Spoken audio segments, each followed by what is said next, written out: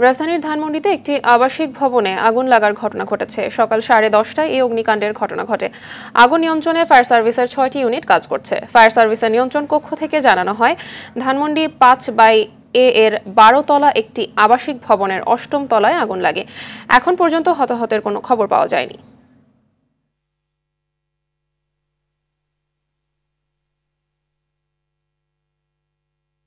দর্শক, আগুনের সর্বশেষ পরিস্থিতি জানাতে ঘটনাস্থল থেকে যুক্ত হচ্ছেন আমাদের সহকর্মী সাকিবুর রহমান। সাকিব, আগুনের সর্বশেষ অবস্থা কেমন দেখতে পাচ্ছেন, আর কোনো হতাহতের খবর আছে কিনা জানাবেন।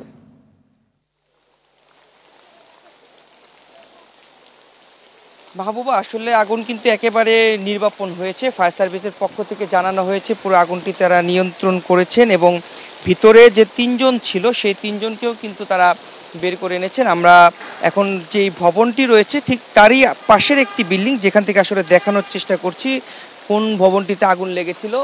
এই বিল্ডিংটির আসলে 9 এবং 10 তলা এই দুইটি ভবনে আসলে আগুনের সূত্রপাত 9 তলা থেকে, এবং সেখান থেকে 10 তলায় আগুনটি ছড়িয়ে যায় এমনটি জানিয়েছে ফায়ার সার্ভিসের পক্ষ থেকে।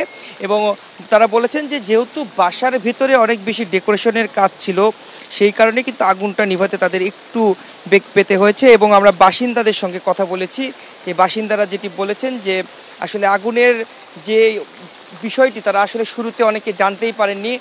খুব দ্রুত সময়ের মধ্যে আগুনটি যেহেতু 2টি ফ্লোরে ছড়িয়ে যায়, তারা অনেক কষ্টের তারা এখান থেকে নেমে আসতে পেরেছেন এমনটি তারা বলেছেন। যেহেতু ধোঁয়াগুলো ছড়িয়ে যাচ্ছিল সিঁড়িগুলোতে, কেউ কেউ ছাদে গিয়ে অবস্থান নেন এবং সেখান থেকে কিন্তু ফায়ার সার্ভিসের কর্মীরা তাদেরকে সেখান থেকে নামিয়ে আনতে সক্ষম হয়েছে। এবং এখানে কিন্তু ফায়ার সার্ভিসের পাশাপাশি যেহেতু সেনাবাহিনী বিভিন্ন স্থানে টহল দিচ্ছে, সেনাবাহিনীর দলও কিন্তু এখানে ছিলেন। তারাও কিন্তু এই আগুনটি নির্বাপনে তাদের সর্বোচ্চ সহযোগিতা করেছে ফায়ার সার্ভিসকে। ফায়ার সার্ভিসের পক্ষ থেকে এমনটি জানা হয়েছে। তবে আগুনের যে সূত্রপাত সেটি কীভাবে হচ্ছে এখনও তারা জানাতে পারেননি। তারা আশঙ্কা করছেন হয়তোবা এসি বা শর্ট সার্কিটের মাধ্যমে এটির হতে পারে। যেহেতু কেবল আগুন নিয়ন্ত্রণ করা হচ্ছে, এখন ডাম্পিংয়ের কাজ তারা করছেন। পরবর্তীতে তারা দেখবেন যে আসলে কিভাবে আগুনটি লেগেছিল, সূত্রপাত কোথায় থেকে হয়েছিল, সেটি দেখার পরে হয়তো বা তারা পরবর্তীতে জানাবেন যে আগুনের সূত্রপাত কি। সব মিলিয়ে বলা চলে কোনো ধরনের কিন্তু এখানে আহত বা নিহতের কোনো ঘটনা নেই, সবাই নিরাপদেই আছেন এই ফ্ল্যাটের বাসিন্দারা। তো এই ছিল আমার কাছে ধানমন্ডির আগুনের সর্বশেষ। জি, ধন্যবাদ আপনাকে।